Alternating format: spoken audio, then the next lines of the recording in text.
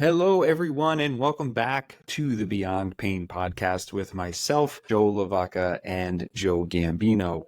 In today's episode, number 6, which we commonly refer to as number 7, we talk about healing and how this takes time.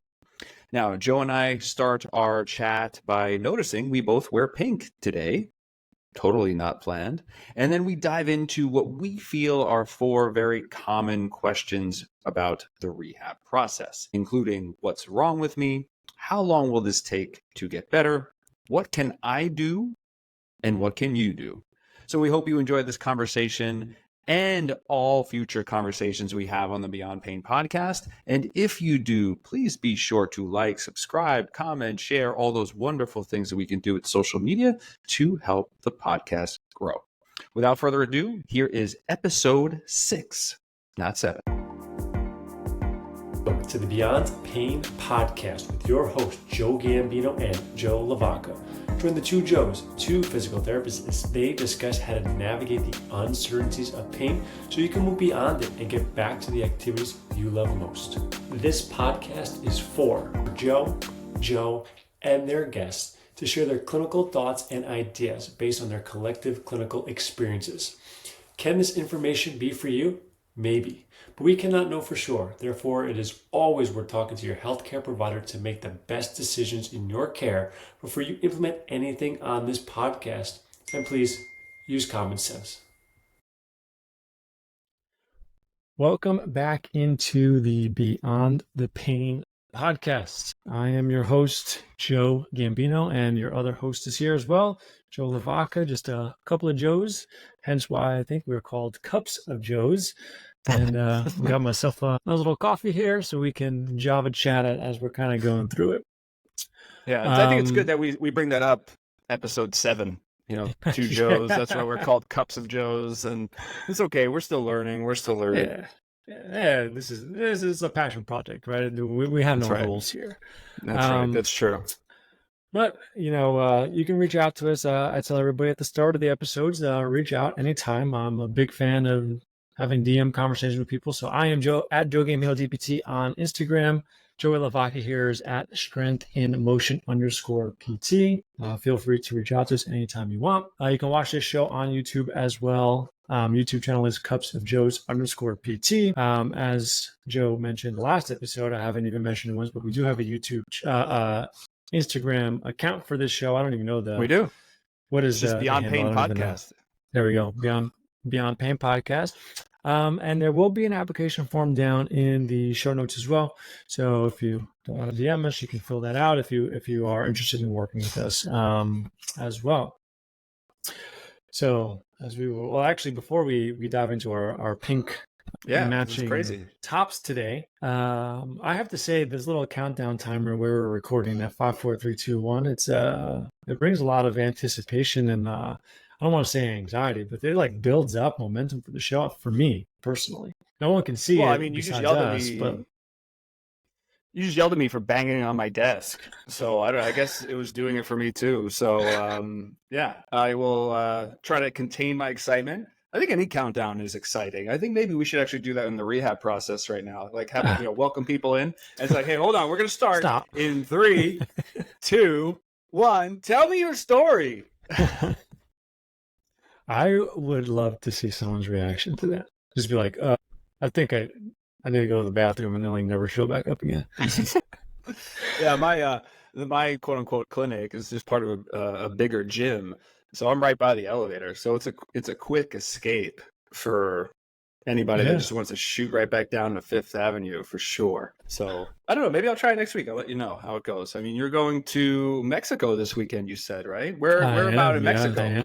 Right in the Tulum area. So. Oh, very nice. Yes. Very nice. Yes, I've not been to Tulum. To get in some golf. So. Okay, very good. I've not been to Tulum. I've heard that it is now very built up. It's no longer the hidden gem of Mexico. Have you been before, and do you agree? I have not been, and I don't know.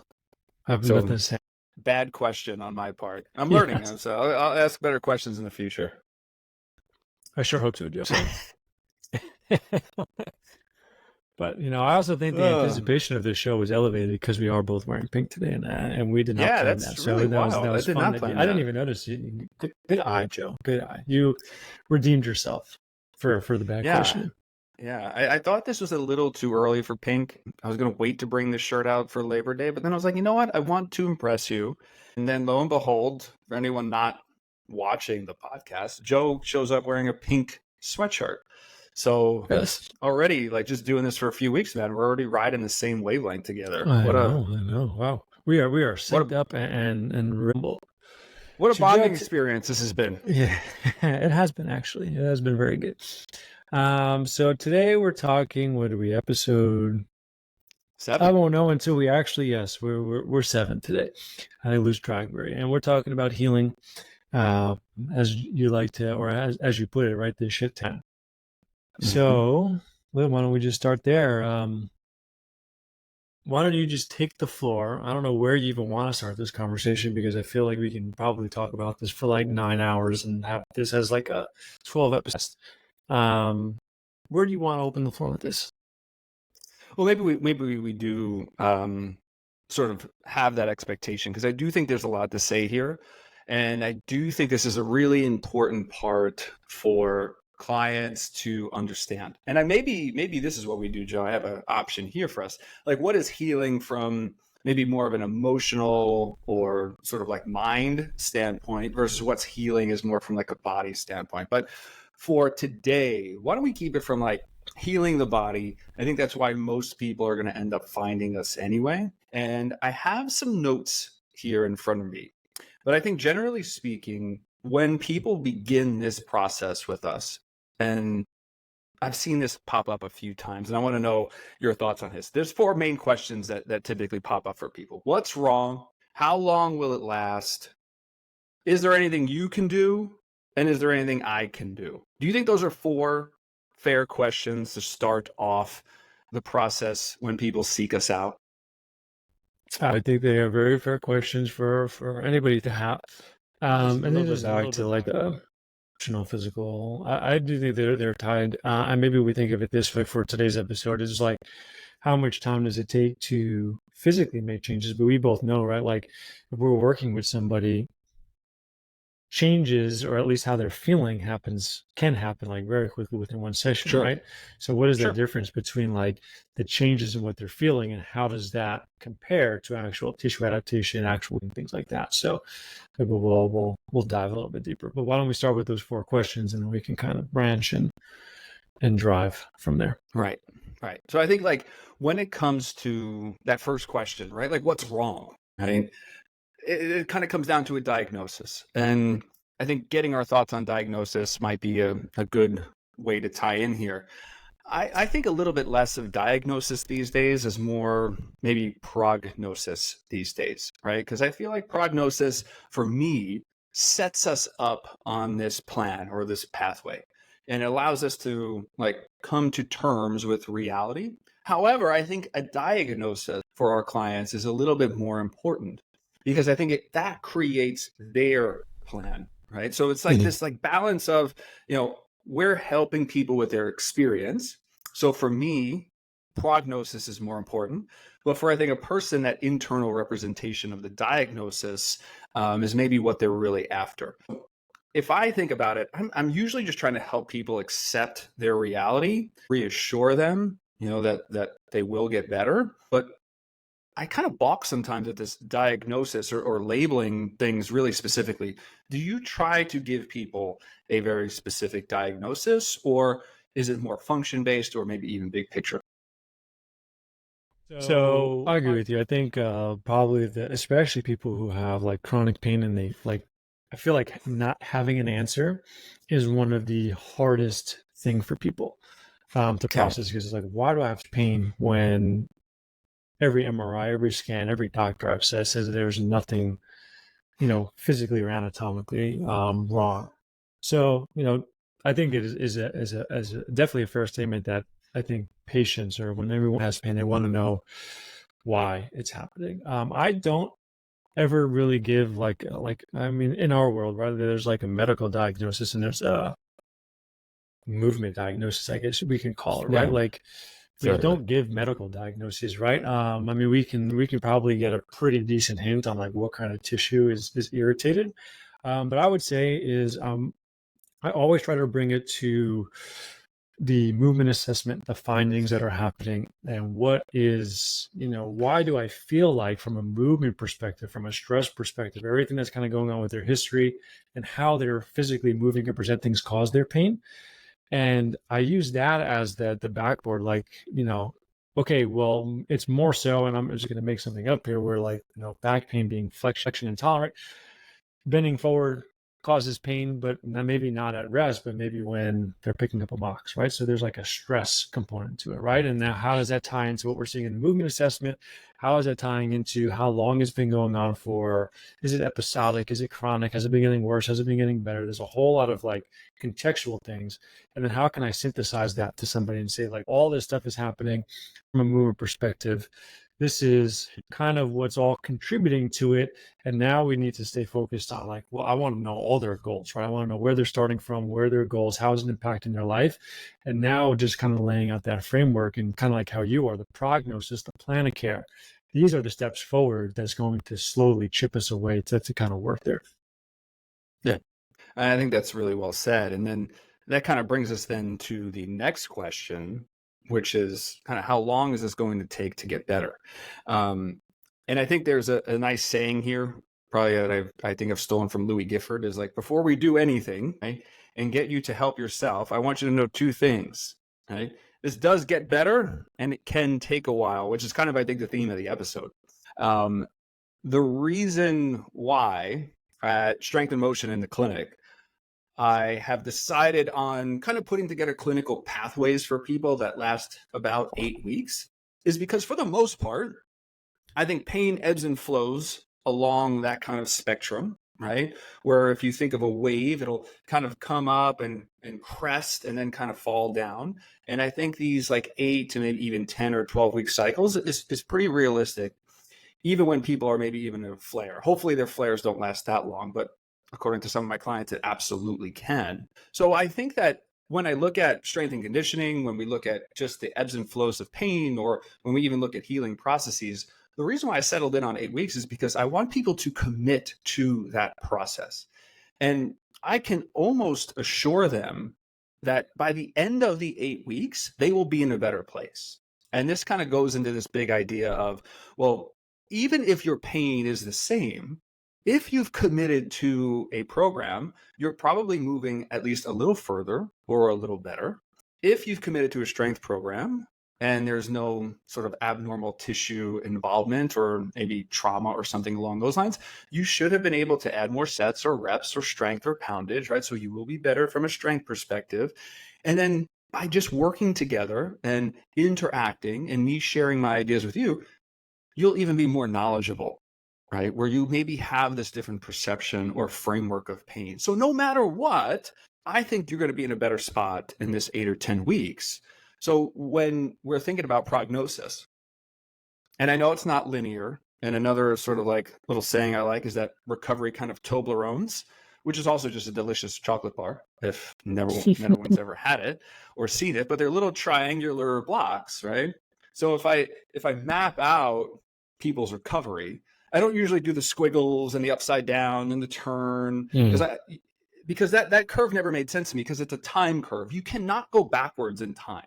So I hate that curve, to be honest with you. So I draw this Toblerone or this up and down wave more like a heartbeat, but it's always moving forward.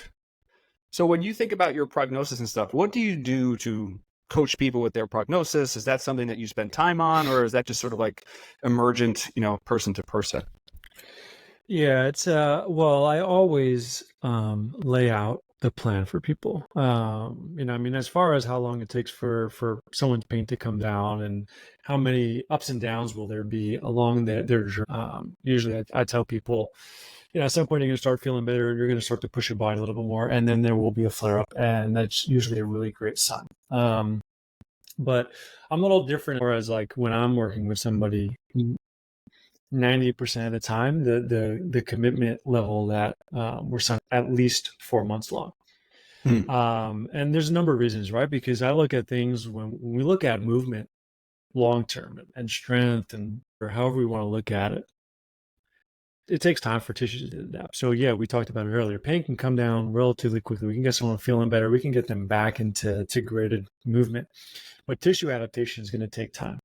We see with strength training, everybody knows 4 to 6 week window, 4 to 8 week window, right? Those strength adaptations are actually going to happen. Anything before that is going to be neurological in nature, going to stick, right? Same thing we can kind of look at here. So as we're trying to create adaptations in mobility, as we're trying to create adaptations in strength, and as we're trying to change the body, right? Like we're looking at it in these 4-week blocks of trying to create change. And each one builds over the last with the goal of trying to create like long-term change and habits and things like that, or like over 4 months, like you can have a very, very different outlook on the way that you move, the way you feel, your confidence in getting back to golf, training, running, whatever it is, right? So, but I lay that all out like this is the step. This is what we're going to be working on now. And when we take these like key things that we're starting to attack, you should start to feel better. We should see this happen. And then we take that whatever the next domino is, and then the next domino. And I always try to let them know, because I feel like when they know what to focus on, what the plan is, and they are more aware of what's going on with their body, and they're educated, they're part of the process, right? They're not just like going through the motions, and this is what's happening. This is how I can be. And at the end of the 4 months of us working together, they will then have two choices. One, they should be knowledgeable enough and have a good understanding where they can take things on their own and be independent in their own care. Or if they just like what we're doing and they like the guidance and the accountability and all the stuff, all right, we can continue our journey together. But I always want to make sure I'm never going to be working with somebody for the rest of their life. So I want to make sure that they're going to be ready, whatever that point is, that where they can go take care of themselves as well.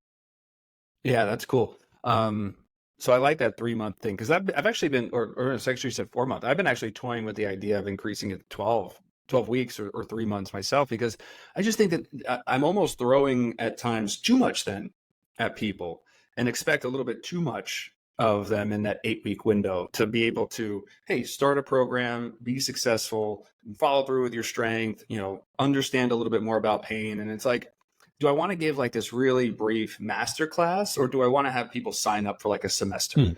Right. And I think that when we think of even the way we learn, and I think healing and learning, or rehab and learning and healing are all sort of synonymous and interconnected for me. In school, it was a whole semester of a subject that you just kind of got gradually exposed to. Those semesters did go for 3 to 4 months.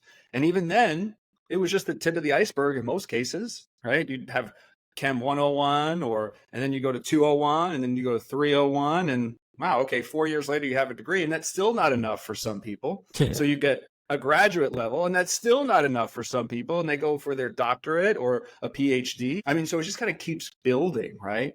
So I think what I've tried to do is even kind of slow myself down a little bit more with my verbiage with this prognosis stuff and say, hey, look, these 8 weeks that I'm laying out for you are just the first 8 weeks of your big process. And it doesn't mean, and I think this is where you were going at the end there, right? It doesn't mean we have to work together once a week, once every other week, once a month for the rest of your life. But I do want to work with you for as long as possible. I want to work with you for years, which I've been working with some of my clients virtually, training and programming for them. I've been doing this for 3 years with some of them now. And I love it. And I don't want them to ever go unless, and this is what I tell them, unless your goals change. If someone messages me and is like, hey, I want to start taking up golf. And I'm like, going to be like, well, hey, look, I know Joe Gambino. He loves golf. He's gonna train you for golf. He's gonna teach you all that stuff. I can't do that. I have no idea. I wouldn't even never know where to start.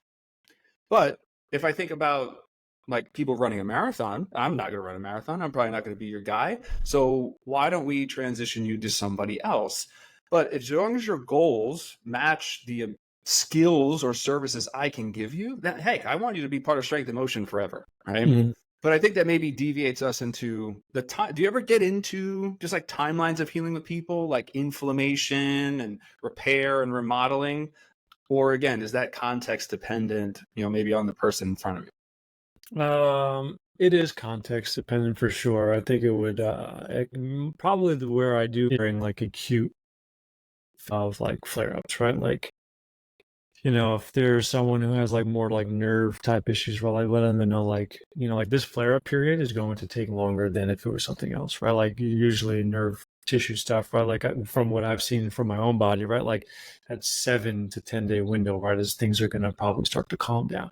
Or if it's the other tissue, right? Like you have this acute phase and maybe within that like 3 to 5 days, they come back down, right? So like, that probably stuff I talk with people more because when someone's like super acute, like I don't like to poke the bear too much, so I'd usually like to see how things trend and start to come back down, and then start to work through things. So that's where I set a lot of those expectations. What about for you? Yeah, again, I think people come in with more of the buzzwords of inflammation and then even try to, I think, label a lot of the reason why they have pain or maybe they're not seeing progress. And I do get into it, or I try to get into it a little bit more, just to, maybe again, from like a bigger picture standpoint, like, hey, look, if you agree that this looks like a tendon issue, acts like a tendon issue, then it probably is a tendon issue. This could take months to years to fully heal. And I tell them, don't be alarmed by that. That doesn't mean that you won't be able to get back to function.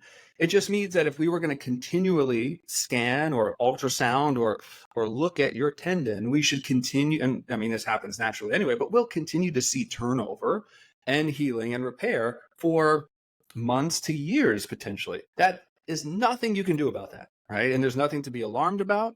So there's a lot of those sayings now that popped up, especially with tissue stuff, maybe treating the donut, not the whole. Hey, we want to think about you as a system or as an organism. I want to make you as efficient as possible, right? Because with the inflammation, and that's sort of the guideline I give to people, for 2 or 3 days, this is going to ramp up. Right. So this is why if you do have a flare or you have an acute injury, right, for 2 or 3 days, you're like, this is never going to end, because that inflammatory cycle is ramping. Then it sort of gradually tapers down. And this is why you can breathe and then settle yourself out probably in about 10 or 14 days. But every time that cycle starts, we are kickstarting more repair. So repair maybe starts by week, 2 to 3, maybe a little bit sooner. But that repair process of any tissue could take up to a year. The remodeling and molding, like if I kind of liken it, if we were sculptors, right? We have like this big block of, material in front of us, and we can mold it into something, right? I can make it look like, a tree or a person. It's not going to look very good if I just do it with my hands. But what would happen if I take a scalpel and I take my time and I fine tune it? Well, now I can make it look like you. I can make it look like something else. I can make it look like a more specific tree, right? So where do we need to go? Do we need to get you back to a fine-tuned piece of artwork or sculpture?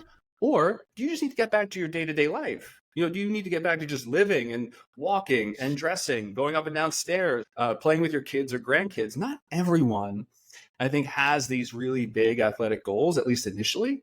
And I think maybe one of these other things that people are seeing now on Instagram is training everyone like an athlete. Well, life is a sport, right? So there's, I think, there's so much variation to do with people. So many people will come in and like, hey, look, I can't jump and I can't hop and I can't sprint. I'm like, okay, you don't have to. You get to. You're a human being. You can adapt. You get to do those things if you want to again. But if not, guess what? We can picture any other type of rehab program or strength conditioning program for you. So, I mean, we can get into different tissues and stuff like that. But I think if we go back to those initial 3 questions, or 4 questions rather, the next one that kind of popped up that I wanted to talk to you about, well, is like, there's people always saying to me, well, I want to know what I can do, right, in that process. And I usually ask them like, well, what are your goals for today or this week? And they're like, I want to learn a little bit more, right? And I'm imagining that they say that, or I hope that they're saying that to other providers that they've seen. But there's always a disconnect, right? Like where it's like, okay, well, tell me what you've done in the past. It's like, well, I have a really hard time following programs and I have a really hard time doing this and I'm really busy and I can't go to the gym and I can't do that and I can't do this. Or they just simply weren't told what they could do, right? So I kind of have taken on this process of focus on the journey, right? Not your goal. Right? Because if we're getting stuck on the goal of like eliminating pain, getting back to squatting or deadlifting or running or going up and down stairs or whatever else is important to you, swinging a golf club, we're going to lose track of the process or the steps to get there. So the thing I need from you is to show up every day, commit to the things you feel like you can commit to. And there's processes that I go through to determine that. And that's what I really need you to do, is to take care of yourself and meet yourself with some compassion and patience in this process, right? And that for me is like step one. And then obviously we can build it from there. But are there specific expectations that you set for people at the beginning of the rehab process? Yep. Yeah. So I mean, we talked about pain guidelines before, and what episode it was. We've done so many. How can we keep track? I don't know, but we've probably talked to them. Maybe we've kind of come into them and talked about them twice so far, and this is just like the theme of how I'm always kind of going about educating this stuff and letting people know what they can do, right? So if someone comes and asks me, happens all the time, right? Like, can I play golf? Can I go play? I had somebody who I'm working with who wants to play tennis, or I have a couple surfers that I'm working with. And the question is like, can I go do it? Yes, right? That's my answer. It's of course. It's the response, right? That happens from a pain perspective that tells me, should you not do it? Should you do more? Or do we have a decent volume where you just kind of have to stay here and try not to add to it? So when someone's like, oh, what can I do? Well, if it's in general, well, what do you want to do? And then if it's specific, it's, well, go try it. And we'll know based on the response, sure, you can do this, but maybe we need to tone back the volume or intensity. Sure, you can do this based on the response. Don't add volume, don't add intensity. You actually have a really good sweet spot. We need to let the tissues adapt before we add more. And if there's nothing, well, there's no rules. Like, keep going, do whatever the hell you want, because there's nothing from a pain perspective that's stopping you. It's not going to make things worse if it's not an irritating factor. And we look at that window, it's not just during, right, but it's a 48-hour window after. So it lets us know if the things are accumulating and stress is building up and causing an issue. So that's kind of how I look at it overall, how I educate it. And more often than not, I just tell them, let's do it, unless it's like very, very, very clear that it will be an irritating factor. Yeah, I like that. And then so then the next question, or maybe the last one, is, well, and this is what clients ask me too, is, well, what can you do for this process? Because I think that, again, their idea is that I'm going to do some magic mobilization, manipulation, massage that's going to fix their issue. And what I sort of try to explain is that my view on manual therapy has evolved to this point of where I think it is purely more diagnostic for me and helps me put load into your tissues because you're too sensitive to do them yourself, right? Or maybe you're too fearful to do it yourself. That's about it. That's kind of where I stop. People are kind of looking at me like, well, what about like the tightness and the stiffness? And what about the scar tissue? And about this? And I sort of just pause and I say, I don't think I can provide you enough input manually to create those changes. But what I can do with my hands is know a little bit more about your willingness to move, where your body feels completely safe. And then we can sort of infer that those areas might be okay to load. And then simultaneously, if you're too scared to move, well, I can get you close to these positions with my hands or my body, and we can start isometrics. I can start graded exposure. The power of touch and the safety of touch from someone you trust can be therapeutic in and of itself and turn your pain down. But I always tell people that the goal there is to get kind of away from me or that sort of response as quickly as possible. We're using sort of like the manual therapy in that lens, rather than I'm kind of a fixing you sort of mentality. So for me, manual therapy is to assess, maybe desensitize people or get them to feel a little bit more comfortable with implementing force or movement to their body. But then the other thing I tell them is just reassurance, and sort of the ability to always come up with a plan for us should we need to deviate. So that's my responsibility. I give you a plan. I don't know how you're going to react. And I'm very upfront about this with people now. I don't know if the hip circles or the isometrics or the stretch or the this or the squat is going to be the right dose, the right position, the right load, because I only had a very small sample size here. You did 10 squats for me. You did a 30-second hold. You did a 1-minute stretch. You seem to do okay. I don't know how you're going to do with rep 2 or set 2, right? So I want to, get to this point of understanding how quickly we can fail, right? Or how quickly can we have an adverse response? So I know immediately to do the exact opposite. So I feel like that's more of the things I can provide, right? Yeah. This guidance, this reassurance, this sort of constant coaching or tweaking of a plan. But then my quote unquote manual skills become assessment and preparation based rather than fixing or healing based. So what do you think that you can do for clients, or what do you tell people you can offer them when they come see you? Sure. So, I mean, I know I don't know if everyone else knows, but I'm 100% virtual these days, right? So I don't have the ability to put my hands on people anymore. I mean, I can put my hands on the screen, right, to do anything from a perspective. But in essence, and I tell this people on every kind of, if someone's interested in working with me or having a call, I tell everyone this, right? In today's day and age, you can get a good program anywhere. You can go on YouTube, a membership, you can get exercises at your will, right?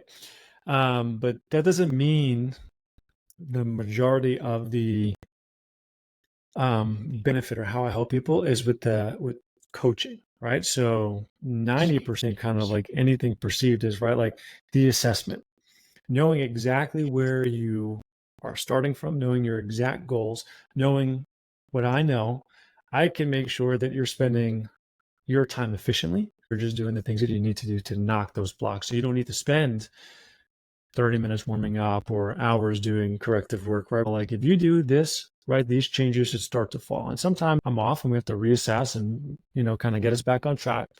But we're able to save in the long run, like your time investment as far as movement goes, getting back into training and all that stuff, right? This is that guidance of return activity, the guidance and the comfort of knowing, well, what happens when flare-ups, what's going to happen? What happens on the back end, and how I can help you gather your mind about all these things and help you build confidence in your body and kind of go things. And when something does go south, how can I be that soundboard? You need to feel, we talked about this in previous episodes, right? Like you need to feel what's kind of going on, but how do we start to then reframe your look, and how do we start to get that entry point better? Do we need to change it? Do we need to reduce it? So what is that proper now entry point? How can we continue to take steps forward and not let the fear of things getting worse or not sure what you're doing be the thing that's going to make you doing what you're doing, and almost then now start to move even further backwards from your goals? So I think that's kind of really where it's from, right? It's the experience of that, saving time and just being that backboard for, like how do we continue to progress things? I'm in a very, so it's not random. It's all very, again, right, like time limitations, right? So if you want to train, you want to play golf, you want to have to, feel better. How do you do all this stuff in one? And I think that's where I feel, the majority of the value I offer. Yeah, that's great. And I think that's maybe something to kind of cap on. And I think if I'm kind of putting some of the thoughts that we shared together, is that, well, the title of the episode, right? This takes time.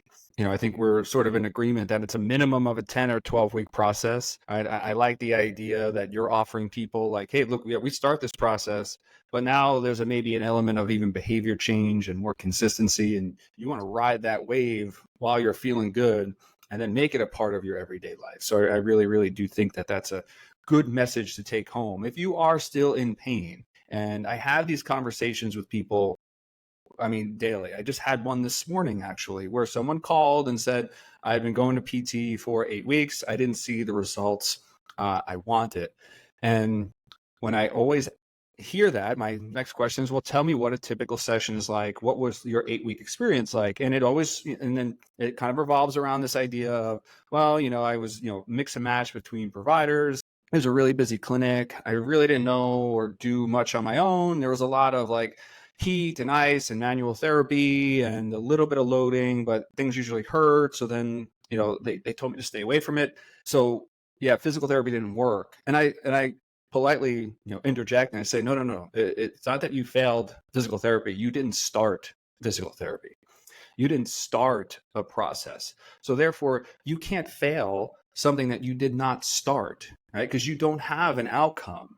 You don't have anything to sort of like hold your expectations or goals against. Knowing that we can be guides, and I love the fact that you're all virtual now. I don't think I fully realized that, but that's where I think my hope is too. And I'm always reminded that one reason I have Facebook for a couple of reasons. One of them is to just see the memories of my life, and then cringe every day where like I'm almost thankful cancel culture did not exist back in like 2008 and 2010 and 2011. But one post always strikes me, and it was in 2000, I think 16 or 2015. And I said the future, I don't know what made me say this, but the future of healthcare is going to be in telehealth and telemedicine. And I wish I could know what was going through my mind that day, but every time that post comes up, I'm like, yeah, that's kind of what I'm doing right now. I only see people a maximum of once a week, typically. Most of the time, people are opting to come in once every 2 weeks. There's no difference in results, I tell people. The more frequently you come in or the less frequently you come in, because really most of the work we're going to do is when you're not here, right? And that's kind of the coolest part for me to kind of think about with physical therapy and rehab now, that most of it occurs, or 99% of it occurs when we are not together. Yeah. How crazy is that? It's why I like the virtual environment. And I tell people, it's like, you have access to me Monday through Friday. I mean, like, if you're in clinic with somebody and like all you do is study 2 or 3 times a week, you could only ask them questions when you're there for that hour, right? Totally. So, it's one of the more enjoyable things where like I can actually like build a connection with people in this environment and help them. And I guess there's kind of like one last thing I kind of wanted to chat about on the point that you were talking about it. And, and I think there's part of the problem with like the insurance-based model is like, well, this place takes my insurance and they're conveniently located, in proximity to work, in proximity to my house. I mean, in New York City, they're everywhere, but I work with a lot of people in rural areas as well, where they don't have access to PT and like, I have to drive, 45 minutes just to get to whatever place it is.